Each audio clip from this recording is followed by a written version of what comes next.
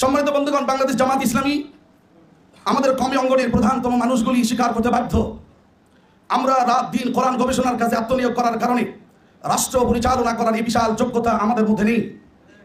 বাংলাদেশ জামাত ইসলামীর মাঝে আমরা দেখতে পাই রাষ্ট্র পরিচালনা করার বিশাল ক্ষমতা। আজ যদি আমরা সকল প্রকারের ভেদাভেদ ভুলে গিয়ে এক প্ল্যাটফর্মে দাঁড়িয়ে আমরা যেহেতু স্বীকার করছি বাংলাদেশ জামাত ইসলামী তাদের কাছে রাষ্ট্র পরিচালনা করার বিশাল ক্ষমতার যোগ্যতা তাদের মাঝে রয়েছে, সকল সেক্টরে তাদেরকে আমরা দেখতে পাই।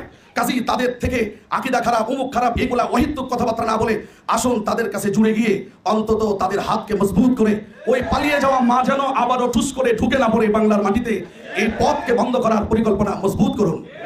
আসসালামু আলাইকুম রহমতুল্লাহ। দর্শক, সত্যকে মেনে নিলে কখনো আপনার সম্মান কমে না, বরং বৃদ্ধি পায়। বাংলাদেশে যখন ইসলামী দলগুলো ঐক্যবদ্ধ হওয়ার চেষ্টা করেছে তখনই কিছু কুচক্রী মহল পিছন থেকে ছুরি মেরে ডিভাইডেড করার চেষ্টা করেছে। তেমনই মাত্র কয়েকদিন আগে ফেস দ্য পিপলে একটি টকশো আয়োজন করা হয়। সেই টকশোতে উপস্থিত ছিলেন চরমনায় পীর সাহেব রেজাউল করিম। ফেস দ্য পিপলের সাগর ভাই যখন বলেছিল যে জামাতের সাথে আপনাদের ঐক্য হবে কিনা, তখন চরমনায় পীর সাহেব উত্তর দিয়েছিল তাদের আকীদার কথা। যখনই কোনো ঐক্যবদ্ধ হওয়ার ইসলামী দলগুলো ঐক্যবদ্ধ হওয়ার চেষ্টা করে তখনও এই আকীদার দ্বন্দ্ব তুলে ধরে এই চরমনায় পীর সাহেব, অথচ তাদের আকীদার বইয়ে হাজার হাজার ভুল সিরিকি আকীদা, অথচ বারবার এই আকীদার প্রশ্ন তুলে তারা ঐক্য থেকে পিছনে সরে এবং পিছন থেকে ছুরি মেরে ঐক্যকে ধ্বংস করার চেষ্টা করে। এ হচ্ছে তো দর্শক, আজকের ভিডিওটি ভিন্ন। সত্যকে যদি আসলে আপনি মেনে নেন তবে আপনার সম্মান কখনো কমে না, বরং বৃদ্ধি পায়। এই কথাটা বলার কারণ কি? কারণ হচ্ছে মুফতি হাবিবুর রহমান আজকে যে জামাত ইসলাম সম্পর্কে যে বক্তব্য দিয়েছে, এই বক্তব্যটি যদি আপনি শুনেন তবে সত্যি অবাক হবেন। নিশ্চিত কমি অঙ্গনে কোরআন হাদিস সম্পর্কে খুব সহিশুদ্ধভাবে পড়াশোনা করা হয়, সহিশুদ্ধভাবে তারা কোরআন তেলাওয়াত করতে পারে, এটা এক বাক্যে সবাইকে মানতে হবে। কিন্তু তারা কোরআন হাদিস রিসার্চ করে ঠিকই, কিন্তু রাষ্ট্র পরিচালনা করার জন্য দক্ষ হয়ে উঠতে পারেনি। আর রাষ্ট্র পরিচালনা করতে হলে প্রত্যেকটা সেক্টরের মানুষ প্রয়োজন এবং তাদেরকে দক্ষ করে রাষ্ট্র পরিচালনার দক্ষ করে গড়ে তোলা প্রয়োজন। আর সেই কাজটা করতে পেরেছে বাংলাদেশ জামাত ইসলাম। এসব সত্য কথাগুলো আজকে কমি অঙ্গনের একজন বড় আলেম মুফতি হাবিবুর রহমান নিজের মুখেই বলেছেন। আসুন আমরা বিস্তারিত ওনার মুখ থেকে আমরা শুনে আসি। 2024 সালে 5 আগস্টের এই স্বাধীনতা অর্জনের পর বিগত 15-16টি বছর যা আমরা সত্যের ঝান্ডাকে উড্ডীন করা তো দূরের কথা, আল্লাহ পাক যে বলেছেন আল্লামাহুল বায়ান, বাক স্বাধীনতা এমনভাবে আমরা হারিয়ে ফেলেছিলাম।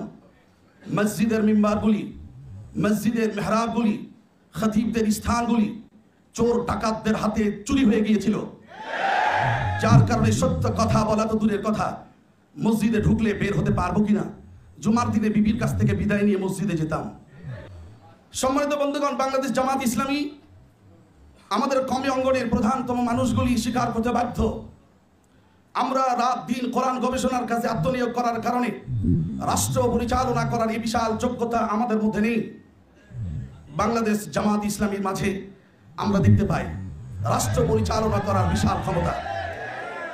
সম্মানিত বন্ধুগণ, আজকে আমরা যাকে কওমি জননী বানিয়েছিলাম, মা তার ছেলেগুলিকে রেখে পালিয়ে গেছে শ্বশুর বাড়ি। এরকম মা আমরা চেয়েছিলাম না। আসলে ভুলটা তো আমাদেরই ছিল। নিজের মারে বাদ দিয়ে মা বানালে যেমন হয়, নিজের বাবারে বাদ দিয়ে শ্বশুরকে শ্বশুর বাবাজি বলে বেশি আদর করলে যেমনটি হয়, ঠিক তেমনটি হয়েছে। এরপরও যদি লজ্জার শরম এই জাতির না হয়, শুনে রাখুন, আল্লামা কোরআনের পাখি আল্লামা সাইদি সাহেব যা বলে গিয়েছিলেন, প্রত্যেকটা কথার ভবিষ্যৎবাণীগুলি যেমন ঘটে যাচ্ছে, আমিও আপনাদের মাঝে ভবিষ্যৎবাণী একটা রেখে যাচ্ছি। আজ যদি আমরা সকল প্রকারের ভেদাভেদ ভুলে গিয়ে এক প্ল্যাটফর্মে দাঁড়িয়ে আমরা যেহেতু স্বীকার করছি বাংলাদেশ জামাত ইসলামী তাদের কাছে রাষ্ট্র পরিচালনা করার বিশাল ক্ষমতার যোগ্যতা তাদের মাঝে রয়েছে, সকল সেক্টরে তাদেরকে আমরা দেখতে পাই।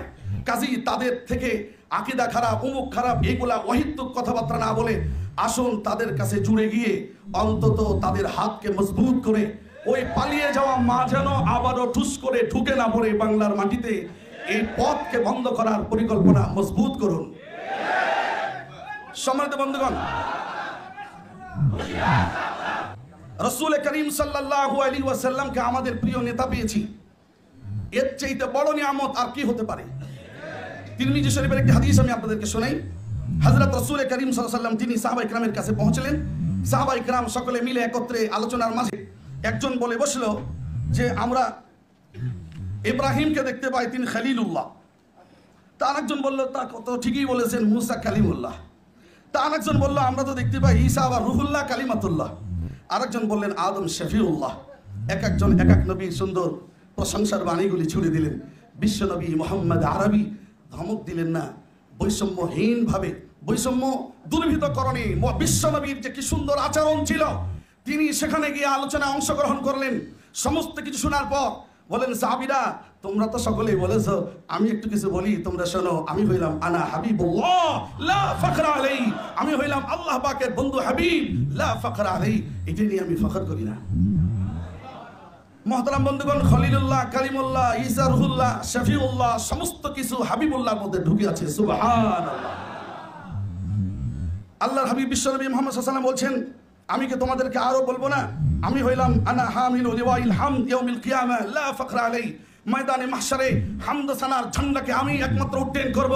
আর এই প্রশংসার কালিমার পতাকার নিচে আল্লাহ সুবহানাহু ওয়া তাআলা আদম থেকে ঈসা পর্যন্ত সমস্ত নবীকে হুকুম দিবেন তোমরা আশ্রয় নাও, তারা সেখানে আশ্রয় নেবে আমার পতাকা ছায়াতলে। আমি আপনাদেরকে আহ্বান করব, আসুন বাংলাদেশ জামাত ইসলামী পতাকার নিচে আমরা ছায়া গ্রহণ করি।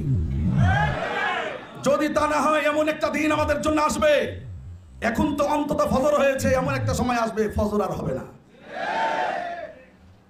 মুহতারাম বন্ধুগণ, রাসূল করিম সাল্লাল্লাহু আলাইহি ওয়াসাল্লাম তিনি বললেন তোমাদেরকে আরো শোনাবো, আনা আউয়ালু শাফিঈন ওয়া আউয়ালু মুশাফফিঈন ইয়াউমাল কিয়ামা লা ফখর আলাইহি।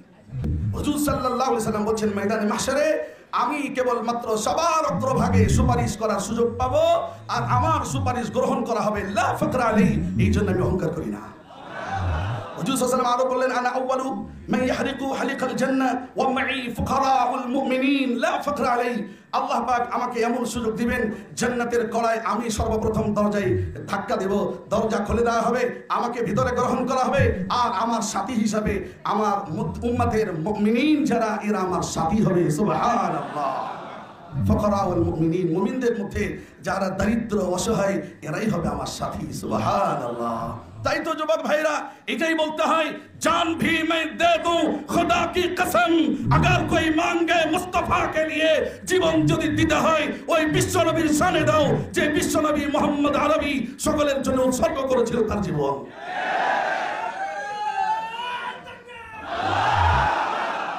পরিশেষে হুজুর সাল্লাল্লাহু আলাইহি ওয়াসাল্লাম বললেন আনা আকরামুল আউয়ালিন ওয়াল আখিরিন আলা আল্লাহ লা ফখর আলাইহি। সাহাবীরা তোমরা কি জানো পৃথিবীর শুরু লগ্ন আর শেষ পর্যন্ত যত মানুষ এসে গেছে, যত মানুষ আসবে, সকলের মাঝে মহান আল্লাহ সুবহানাহু ওয়া তাআলার কাছে সবচেয়ে মর্যাদার মানুষ, সবচেয়ে দামি মানুষ হলাম আমি বিশ্বনবী মুহাম্মদ আরবি লা ফখর আলাইহি, এতে আমি নবী অহংকার করি না। এখন প্রশ্ন হয় হুজুর এতবেলা কথা বললেন আবার অহংকারও করে না, হুজুর নিজেই বলছে ওয়া আম্মা বিনি'মাতি রাব্বিকা ফাহাদ্দিস, সূরা দুহার 11তম আয়াতে মহান আল্লাহ তাআলা বলছেন নবী গো আমার দেওয়া নিয়ামতগুলি আপনি জাতির সামনে বয়ান করুন, আমি নিয়ামত তোমাদেরকে দিয়েছি, তোমাকে দিয়েছি, এগুলো প্রকাশ করুন।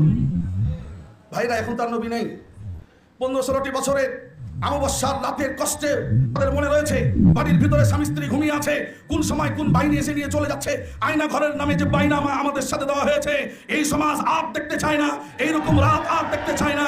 যদি আমরা হুঁশিয়ার না হয়ে যাই, সামনে এমন একটা সময় আসবে আয়না ঘর আর খুঁজে পাবো না, ঘর থাকবে দরজা থাকবে না।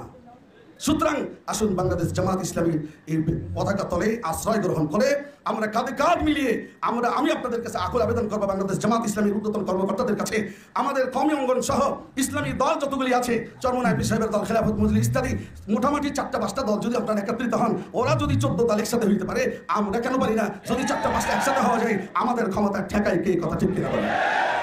মুহতারাম বন্ধুগণ, যদি আমরা সামনে এরকম পরিবেশ পেয়ে যাই তা আলহামদুলিল্লাহ আমাদের এই জবান দিয়ে কোরআন যা শিখেছি জাতিকে তা বুঝাতে পারবো, কোরআন যা পেয়েছি মানুষকে তা বুঝাতে পারবো। আগে দিনটা আমরা দেখতে চাই, পারবো তো ইনশাআল্লাহ ভাইরা?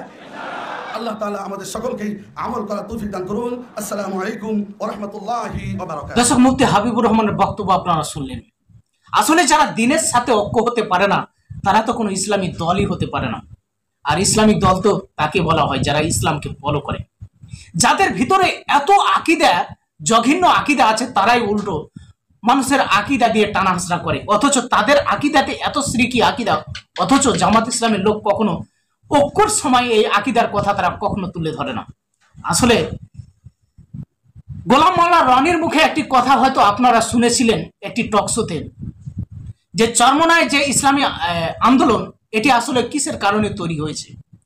এদের কাজ হচ্ছে জামাত ইসলামকে ঘায়েল করার জন্য আওয়ামী লীগের একটি সংগঠন, অঙ্গ সংগঠন, যার কাজ হচ্ছে জামাত ইসলামকে ঘায়েল করা। আর সেটাই মনে হচ্ছে আজ সত্য হয়েছে গোলাম মোল্লা রনির কথা। ইসলামী আন্দোলন এটা আসলে কোনো দল হতে পারে না, তারা শুধুমাত্র জামাত ইসলামকে ঘায়েল করার জন্য তাদের এই সংগঠন। দর্শক, এ সম্পর্কে আপনাদের মূল্যবান মতামত থাকলে অবশ্যই কমেন্ট বক্সে জানাতে ভুলবেন না। আসসালামু আলাইকুম ওয়া রাহমাতুল্লাহ।